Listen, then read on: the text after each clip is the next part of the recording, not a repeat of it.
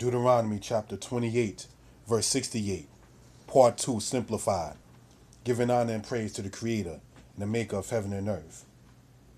And the Lord shall bring thee back into Egypt in ships, by the way whereof I said unto thee, thou shalt see it no more again. And there you shall sell yourselves unto your enemies, for bondmen and bondwomen, and no man shall buy you. Deuteronomy chapter 5, verse 6 says, I am the Lord thy God, who brought thee out of the land of Egypt, out of the house of bondage. Deuteronomy chapter 4, verse 20 says, But you hath the Lord taken and brought forth out of the iron furnace, out of Egypt, to be unto him a people of inheritance, as ye are this day. 1 Kings chapter 8, verse 51. And it says as follows, For they are thy people and thine inheritance, which thou bringest forth out of Egypt, from the midst of the furnace of iron. So the point in going over this, brothers and sisters, is to let it be known that when the Most High spoke about Egypt, when he gave the commandments, he described it as the house of bondage. When Israel was being brought forth out of Egypt, the prophet Moses in Deuteronomy 4 describes it as the iron furnace. Years later, Solomon described Egypt also as the iron furnace. So we have to begin to know and understand that when we are seeing the Hebrew understanding of Matzoryim or Mahtzayr, we're speaking about double distress, the house of bondage, the iron furnace. That is the point in going over those scriptures right there, so that way it be let it known and understood. Now, brothers and sisters, I'd like to go into a book I have here entitled The Analytical Hebrew and Chaldee Lexicon, right?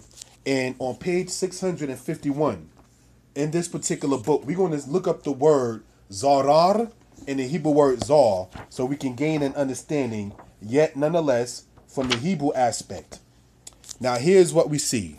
Zar means in the masculine, or as well as in the feminine, zara, narrow, straight, adversary, distress, adversity, flint, enemy.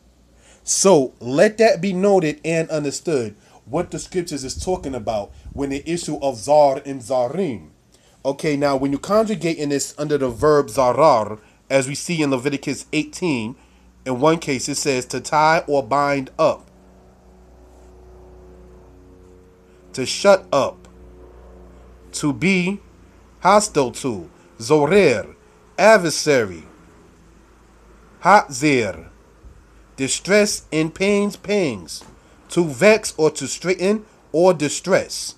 So this right here, brothers and sisters, from the Hebrew mindset, is very, very important to let it be known and understood. This is why I'm going over this particular aspect very meticulously. All right, so let it be noted and understood. I like to go into another reference, if we will. I have a book here entitled The English Hebrew English Dictionary, the Ben Yehuda version.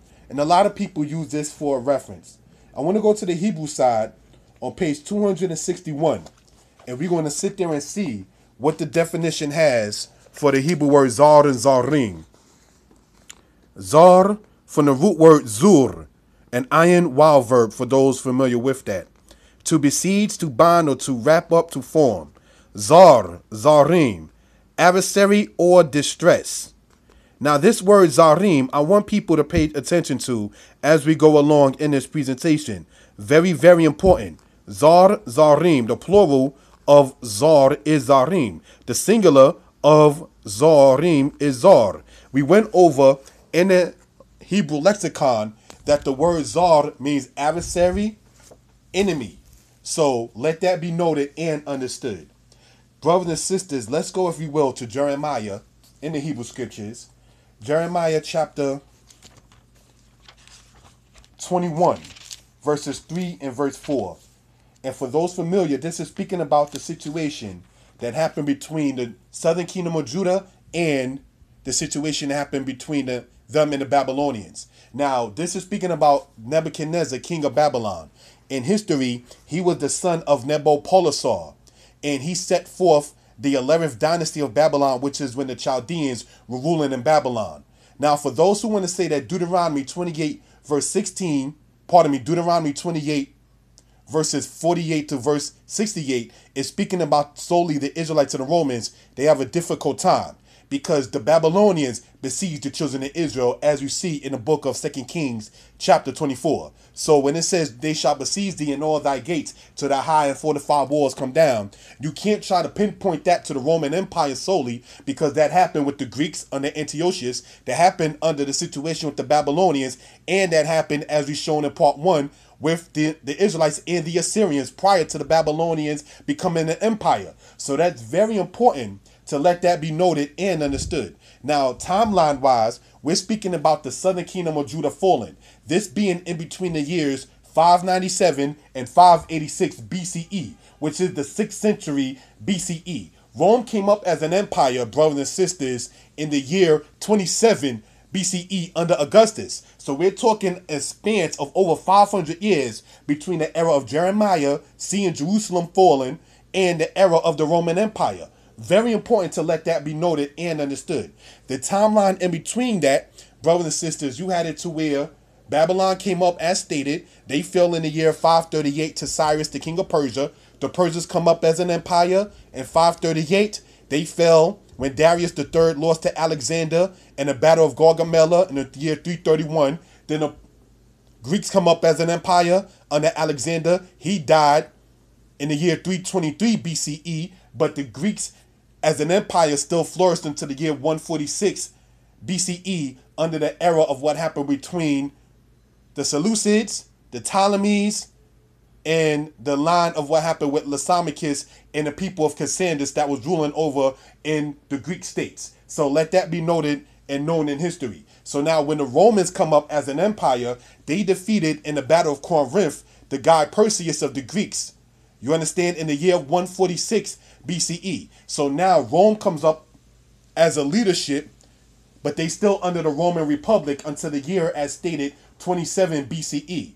So now, in between that timeline, you had it to where Rome coming up in 27 BC all the way to the era of 476 AD. That is what they refer to as the Western Roman Empire. Because what happened in the year 285 or 286 AD, a guy named Diocletian and a guy named Maximilian, they had a quarrel between them. So they had it decided to where the Roman Empire split Eastern and Western. Most people, and we're going to follow in the same suit, speak about the issue of the Western Roman Empire and not so much in this presentation about the Eastern Roman Empire, aka the Byzantine Empire, which happened to fall in the year 1453 AD. Okay, now let's get back into this portion here in the book of Jeremiah, chapter 21, verse 3.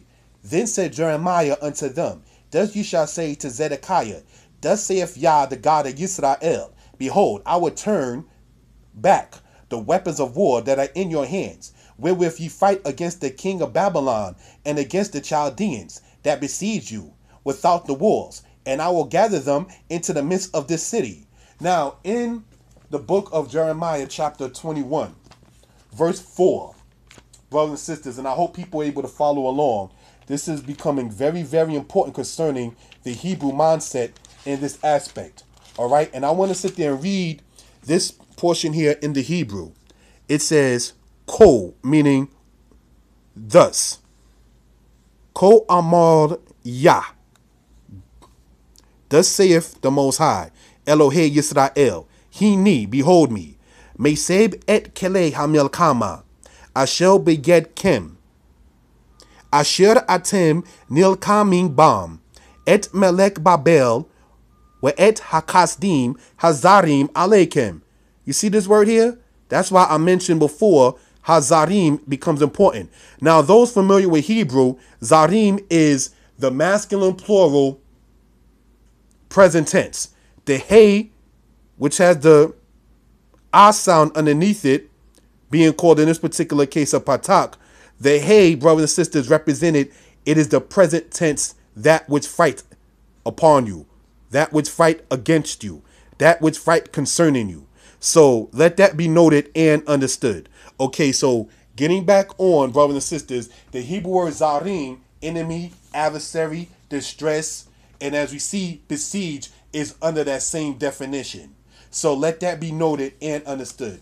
Brothers and sisters, this Hebrew letter, as we see here, is the Hebrew letter mem, and it is used in many cases also in Hebrew as what we will call, in today's terminology, a prefix. Okay, so let that be noted. In light of that, I'd like to go back, if we will, to the English Hebrew and Hebrew English Dictionary, and on page, as stated, 261, under the Hebrew word zar, here is what we read under this, and it says the following: zar, to besiege, to bind up, zar zarim, adversary or distress. So let that be noted. Now you have it as stand here, zar, zara, zarim, zarot, if you were to put that in conjugated and within the present tense. So as we saw in Jeremiah chapter 21 verse 4, hazarim, who besiege, who trouble, who is your enemy concerning you, aleichem. Very important to get into that, because that is the same root word that you get the word matzar, adversary, which you get the word Matzoryim, besieged. And the Hebrew word Mahtzayr is used in the book of Deuteronomy chapter 28 verse 53 when you read that in your own time. Similar situation of what happened, brothers and sisters, when you go into Deuteronomy 28 verse 68, when it speaks about Matzoryim. Very important within the Hebrew understanding. So with that, brothers and sisters, I like to go, if you will, to the book of Isaiah chapter 30 verse 1 and verse 2. So we can see, brothers and sisters, a very important issue concerning this kind of matter. All right? It says the following. Now, Isaiah was before Jeremiah, but Israel was doing something that needed to be noted concerning this.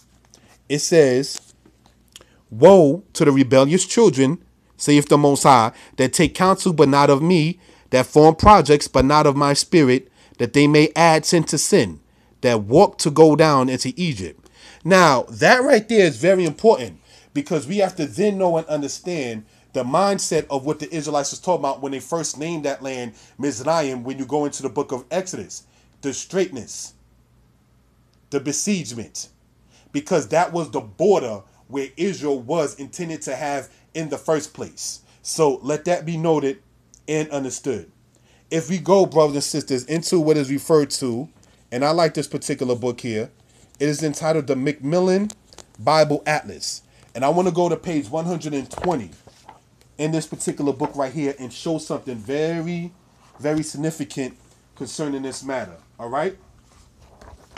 On page 120 in the Macmillan Bible Atlas, we see that the people, this is where the land of Israel will be, as Jerusalem, right? They went and walked into Egypt, as we just saw. Point in that is, there's no way in the world that you're going to need a ship to go from here to take people as captives over into this land here. That's very, very important to let that be noted and understood. Now, brothers and sisters, if we will go for our own time and our own purpose, I have a book here entitled Understanding the Old Testament, right? This was given to me by my teacher who came out of an old Israelite camp called B'nai Zakin. His name, may he rest in peace, is Chief Simeon ben Yehuda.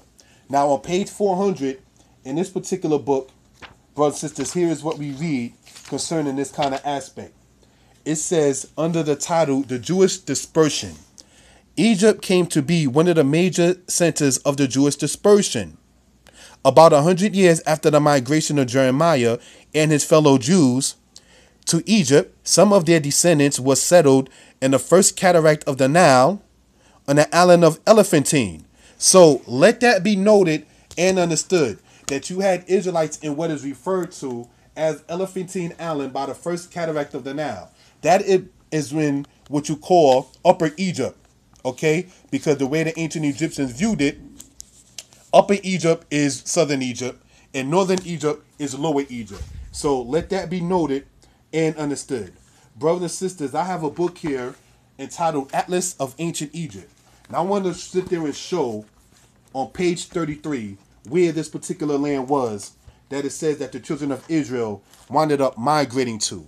And here is where it's at, Elephantine.